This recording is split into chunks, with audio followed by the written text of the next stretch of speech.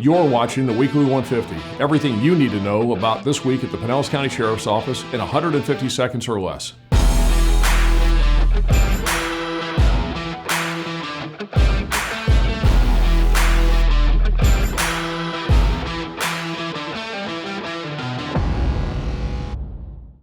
On Tuesday, we dropped the latest issue of Inside the Star that included everything you need to be prepared for this hurricane season, profiles of our newest canines, and the latest boating safety tips if you're planning to spend a lot of time on the water this summer.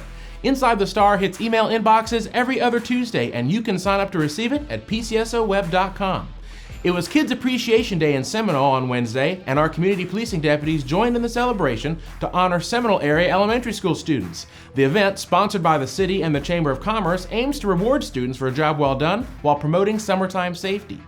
On Thursday, we threw it back to the early 80s to a time before graphic software when our promotional materials were drawn by hand. One of our crime prevention deputies at the time, Gene Hook, was responsible for many of them, including this one.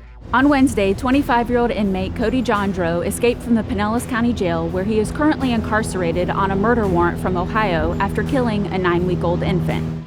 During recreation time, Jondro scaled the rec yard wall, went through razor wire, jumped 11 feet to the ground, and climbed a second fence to escape.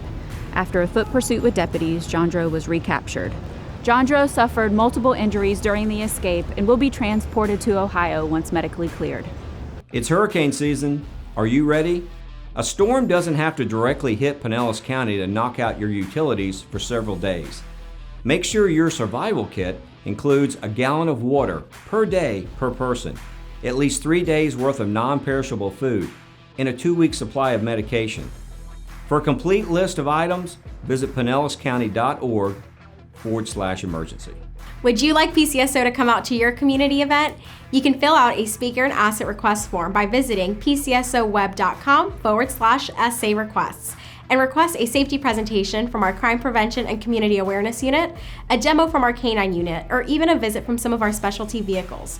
For more information, or if you have any questions, contact the Communications and Public Education section at 727-582-6612 or email communityprograms@pcsonet.com. Also, we are currently accepting applications for our fall interns. This is a perfect opportunity for those looking for a hands-on experience throughout various areas of the agency, and who knows, maybe it could lead to employment like it did for me.